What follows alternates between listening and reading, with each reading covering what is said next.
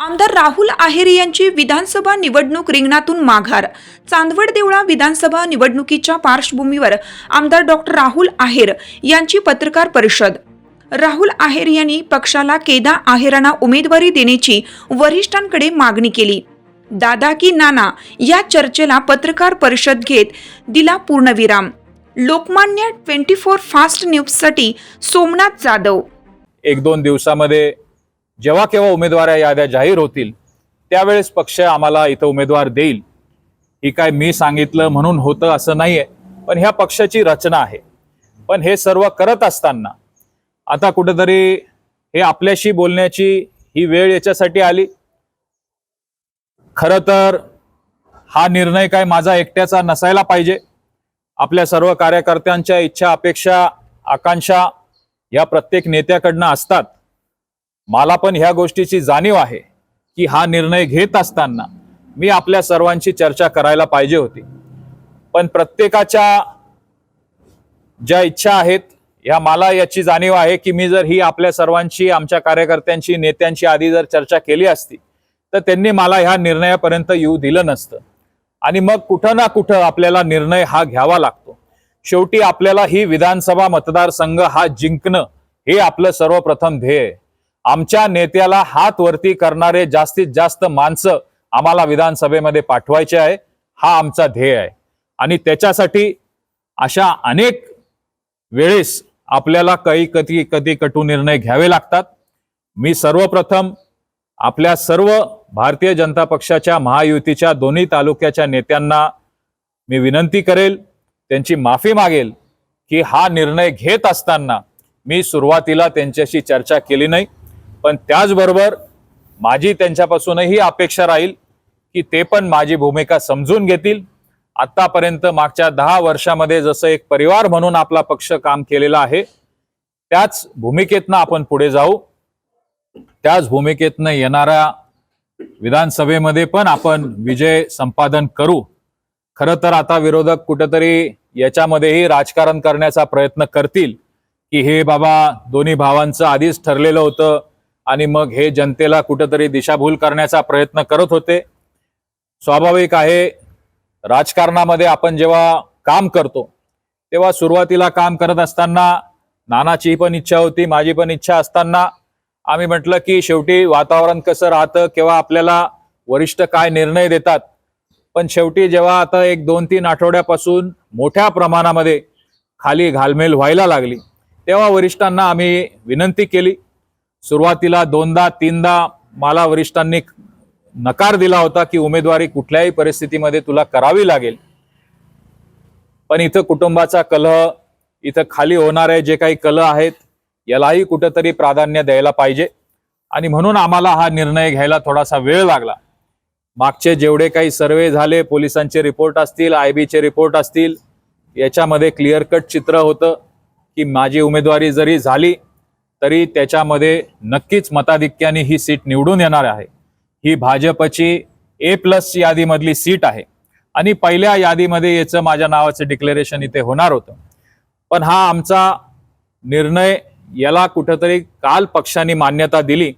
थोडंसं आमच्या डॉक्टरांचं असेल, काही लोकांना काल तिथूनही फोन आला होता. पण हे एकदा थोडंसं जर फुटलं तर त्याचा एक मेसेज खाली मोठ्या प्रमाणामध्ये चुकीचा मेसेज जायला नाही पाहिजे. आणि म्हणून ह्या सर्व बाबी प्रेसच्या माध्यमातून आपल्या सर्वांच्या समोर मांडणं हे मला संयुक्तिक वाटलं. आणि म्हणून अशा पद्धतीने हा विचार आणि अशा पद्धतीचा मागणी आम्ही पक्ष नेतृत्वाकडे केलेली आहे. महाराष्ट्राच्या विधानसभेला आता रणधुमाळी सुरू झालेली आहे. मागच्या 2 दिवसापूर्वीच महाराष्ट्राची आदर्श आचारसंहिता लागू झालेली आहे आणि आता प्रत्येक मतदारसंघामध्ये या विधानसभेच्या दृष्टिकोनातनं वातावरण तापायला लागलंय. आपल्या चांदवड देवळा विधानसभा मतदारसंघातही मागच्या काही दिवसापासून प्रत्येक उमेदवार, प्रत्येक आपल्या पक्षाकडे असेल, आपल्या महायुतीकडे असेल, महाविकास आघाडीकडे असेल किंवा इतरही पक्षाकडे असेल, ह्या पद्धतीने त्यांची चाचपणी असेल किंवा उमेदवारीसाठी प्रयत्न करत आहेत. आपल्या सर्वांना मागच्या महिना 2 महिने लोकसभेनंतर खऱ्या अर्थाने जेव्हा विधानसभेची चाहूल लागली तेव्हापासून आपल्या मतदारसंघामध्येही अनेक इच्छुकांनी ह्या पद्धतीने त्यांचे प्रयत्न सुरू केलेले आहेत. आणि ह्याच पार्श्वभूमीवर प्रत्येकाच्या मनामध्ये इच्छा, अपेक्षा, आकांक्षा राहते की आपल्याला जर संधी मिळाली तर आपल्याला काहीतरी चांगलं करून दाखवण्याची तिथे एक आपल्याला संधी मिळेल. आणि त्या दृष्टिकोनातनं मागच्या महिना 2 महिन्यापासून एक आपल्या मतदारसंघामध्ये मोठ्या प्रमाणामध्ये संभ्रम होता की नक्की दादा उमेदवारी करणार का नाना उमेदवारी करणार. आणि आता इलेक्शन जवळ येत असताना प्रत्येकाच्या मतदाराच्या असतील, आपल्या नेत्याच्या असतील, आपल्या कार्यकर्त्यांच्या असतील, हा संभ्रम मोठ्या प्रमाणामध्ये बळावत चाललेला आहे. आणि ह्या संभ्रमामधनं आपण कुठेतरी बाहेर यायला पाहिजे, या संभ्रमाचा कुठेतरी अंत करायला पाहिजे आणि आपल्याला पुढच्या दृष्टीने कामकाजाला लागायला पाहिजे. याच्यासाठी खऱ्या अर्थाने ही आजची पत्रकार परिषद आपली सर्वांची बोलवलेली आहे. मागच्या काही दिवसापासून माझ्यामध्ये आणि नानामध्ये एक 15-20 दिवसापासून, बऱ्याच दिवसापासून चर्चा सुरू होती. आणि ही चर्चा सुरू होत असताना आपल्या मतदारसंघामध्ये आपण पर्याय देत असताना सार्वभौम किंवा सर्वानुमते आपल्यामध्ये विचार विमर्श करून याच्यामध्ये कुठेतरी भूमिका घ्यायला पाहिजे. पण ही भूमिका घेत असताना शेवटी पक्षाचा कौल घेणं हे पण महत्त्वाचं आहे. आणि त्याच्यामुळे खऱ्या अर्थाने मागचे 15 ते 20 दिवस आम्ही पक्षाच्या नेतृत्वाला भेटत होतो. मी याच्यामध्ये माझी भूमिका ही कायमच पहिले महायुतीचा आपला उमेदवार इथं विजयी झाला पाहिजे. आपली भारतीय जनता पक्षाची जी शिकवण आहे की पहिले राष्ट्र, मग पक्ष आणि मग आपण स्वयं. आणि याच्यामुळे खाली जेव्हा संभ्रम आणि खाली वातावरण मोठ्या प्रमाणामध्ये दूषित होत असताना मी पक्षाकडे ही मागणी केली की बाबा, आम्हाला वरिष्ठांनी एकदा दोनदा आम्ही त्यांना भेटल्यानंतरही वरिष्ठांकडनं आम्हाला सिग्नल मिळत नव्हता. पण पक्षाचं हित इथं आपल्या मतदारसंघाला, आमच्या परिवारामध्येही चर्चा झाली. मागच्या 2 वेळेस मी इथं प्रतिनिधित्व करत असताना नानाने पण तिथे मोठं मन केलं होतं. आणि यावेळेस विधानसभेला उमेदवारी करत असताना मी पक्षाला विनंती केली की मला उमेदवारी यावेळेस न करू देण्याची पक्षाने मुभा द्यावी. आणि मी केदार नानाच्या नावाची तिथं पक्षाकडे शिफारस केली. पण ह्या पक्षामध्ये आमच्याकडे एक पार्लिमेंटरी बोर्ड असतं. या पार्लिमेंटरी बोर्डमधनं जोपर्यंत परवानगी मिळत नाही तोपर्यंत मला एकट्याला किंवा नानाला हा निर्णय घेणं आम्हाला पक्षाची शिस्त आहे. आणि त्याच्यामुळे काल जेव्हा आम्ही वरिष्ठ पक्षाच्या नेत्यांशी चर्चा केली आणि त्यावेळेस त्यांनी मला ही मुभा दिली की ठीक आहे, ह्यावेळेस तू उमेदवारी नाही केली तरी चालेल, याच्या पुढचा निर्णय जो आहे पक्ष संघटना हा पार्लिमेंटरी बोर्डमध्ये तिथं घेईल, मी माझ्याऐवजी नानाला उमेदवारी द्यावी अशी पक्षाला भूमिका स्पष्ट केलेली आहे. कडे नानाच्या नावाची मी जी शिफारस केलेली आहे, पक्ष नेतृत्व त्याची योग्य तो विचार करेल आणि उमेदवारी देईल अशी आम्हाला अपेक्षा आहे.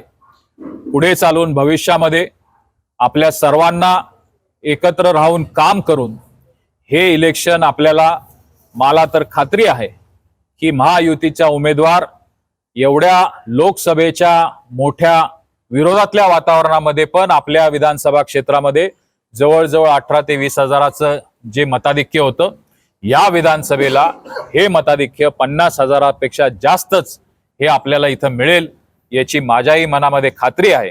आणि त्याचबरोबर आता मलाही या गोष्टीची आपल्या सर्वांच्या माध्यमातून आपल्या सर्व कार्यकर्त्यांना असेल किंवा सर्व नेत्यांना या गोष्टीची मलाही खात्री द्यावीशी वाटते की मी जरी ह्या विधानसभेच्या रणांगणामध्ये जरी नसलो तरी मी चांदवड देवळा विधानसभा क्षेत्रामध्ये काम करण्यासाठी मी त्याच पद्धतीने काम करत राहणार आहे। समाजामध्ये असेल, आपलं काम असेल, पक्षाचं काम असेल, मी आत्ताच्या विधानसभेमधनं बाजूला आहे। मी काही माझ्या दैनंदिन कामापासून किंवा पक्षाच्या कामापासून किंवा आपल्या मतदारसंघापासून बाजूला जात नाहीये। कारण 1-2 दिवसापासून मलाही काही फोन यायला लागले की दादा नाशिकमध्ये उमेदवारी करू नका, दादा इकडे करू नका। हे सगळे संभ्रम आणि ह्या सगळ्या वावड्यांना कुठेतरी पूर्वविराम मिळायला पाहिजे। मी आपला मतदारसंघ सोडून कुठेही जात नाहीये, पण ह्या इलेक्शनमध्ये पक्षाकडे आम्ही मागणी केल्या असल्याप्रमाणे महायुतीचा जो कोणी उमेदवार राहील त्या उमेदवाराच्या मागे आपल्या पक्षाची ताकद माझी। चांदवड देवळा विधानसभेचे आमदार आमचे बंधू डॉक्टर राहुल दादा आहेर यांनी चांदवड देवळा मतदारसंघाचे आमदार आमचे बंधू डॉक्टर राहुल दौलतराव आहेर यांनी त्यांची भूमिका या ठिकाणी स्पष्ट केलेली आहे। गेल्या अनेक दिवसापासून मतदारसंघामध्ये जो संभ्रम होता तो त्यांनी त्यांच्या संभाषणामध्ये विशद केलेला आहे। पण तुम्हाला की आणि त्या निश्चित सांगतो 10 वर्षामध्ये दादांच्या माध्यमातून ज्या पद्धतीनं या मतदारसंघामध्ये जे कामं झालीत आणि दादा हे कायम चांदवड तालुक्यामध्ये जास्तीत जास्त लक्ष देत होते। मी त्या ठिकाणी देवळा या ठिकाणी लक्ष देत होतो, त्या ठिकाणी जनतेच्या समस्या सोडत होतो। त्याच्यामुळे या मतदारसंघामध्ये एक चांगल्या पद्धतीचा आपण विकास करू शकलो। आम्ही पक्षाकडे उमेदवारी मागितलेली आहे, भारतीय जनता पार्टीकडे। दादांनी माझी त्या ठिकाणी शिफारस केलेली आहे। जर पक्षाने आमच्यावर विश्वास दाखवला तर त्या ठिकाणी जर संधी मिळाली तर भविष्यामध्ये या मतदारसंघामध्ये ज्या पद्धतीनं राहुल दादा या ठिकाणी काम करत होते त्याच पद्धतीनं चांदवड तालुक्यामध्ये राहुल दादा काम बघतील, इथल्या जनतेच्या समस्या सोडवतील। हे ऑफिस पण तेच असेल, कार्यालय पण तेच असेल। संपूर्णपणे या ठिकाणी जनतेची जी नाळ जोडलेली आहे दादांच्या माध्यमातून भविष्यात सुद्धा त्याच पद्धतीनं या ठिकाणी कामकाज होईल। या ठिकाणी सर्व मी कार्यकर्त्यांना आश्वासित करतो, ज्या पद्धतीने मी देवळामध्ये त्या ठिकाणी काम करू शकलो ते फक्त दादांच्या माध्यमातून करू शकलो। आणि आमच्या दादांनी मागे एकदा सांगितलं होतं वाढदिवसा दिवशी की एका नाण्याच्या 2 बाजू आहेत आणि जेव्हा 2 आमदार जे एका ठिकाणी मिळाले तर निश्चितपणे या मतदारसंघामध्ये गेल्या 10 वर्षापर्यंत ज्या पद्धतीने आपण विकास करू शकलो निश्चित येणाऱ्या 5 वर्षामध्ये एकदम चांगल्या पद्धतीने आम्ही काम करू शकलो। भाऊ चौधरी यांनीही म्हणजे महायुतीत असताना त्यांनी दावा केलेला आहे, तर खात्री आहे का ही भाजपच झाला असता? साधारणतः माझा अभ्यास जिथपर्यंत आहे हा शेवटी महायुतीचा निर्णय आहे। शेवटी तिन्ही पक्ष आणि तिन्ही पक्षाचं नेतृत्व एकत्र बसून हा निर्णय घेत असतं आणि त्याच्यामुळे जेव्हा महायुतीचं जागा वाटप होईल तेव्हा आम्हाला ही अपेक्षित आहे की ही भाजपनी 2 वेळा कायम सलग जिंकलेली जागा आहे।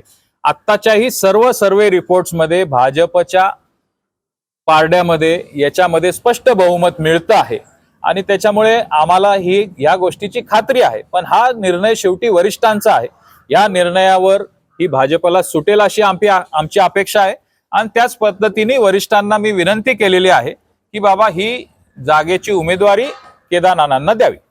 गुजरातची जी टीम आलेली होती त्यांनी सर्वे केलेला होता, त्या काळामध्ये चांदवड देवळा आणि सटाणा या 2 ठिकाणचे उमेदवार बदलायची हे होती। त्यामुळे हा निर्णय घेतला गेला का की तुम्ही निवडणूक नाही लढत म्हणून केदारनाथांना निवडणूक? गुजरातच्या टीमचा सर्वे किंवा तुमच्या टीमचा सर्वे हा तुम्हाला माहिती असू शकेल।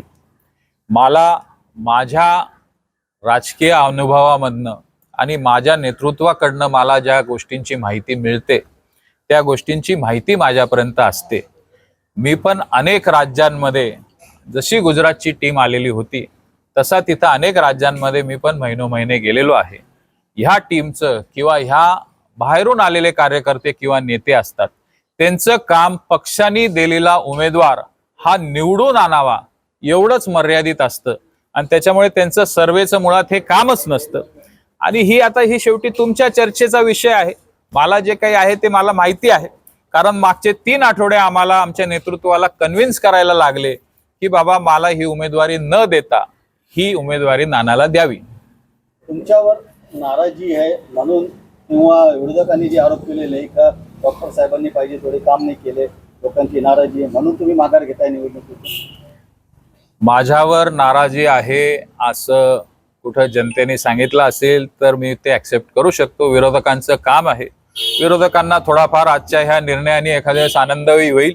विरोधक त्या गोष्टीचा श्रेय घेतील की बाबा आम्ही सर्वांनी हे होईल, काही लोकांना बऱ्यापैकी त्याच्यातला आनंद होईल. बहुतांश लोकांना ह्या गोष्टीचं मला वाटतं दुःख होईल. पण हे दुःख पचवूनही आमचा कार्यकर्ता उद्यापासून ही विधानसभा निवडणूक जिंकण्यासाठी सज्ज राहील. माझ्यावरची अँटी इन्कम्बन्सी किंवा नाराजी हा याच्यातला कुठलाही भाग आहे असं मला वाटत नाही.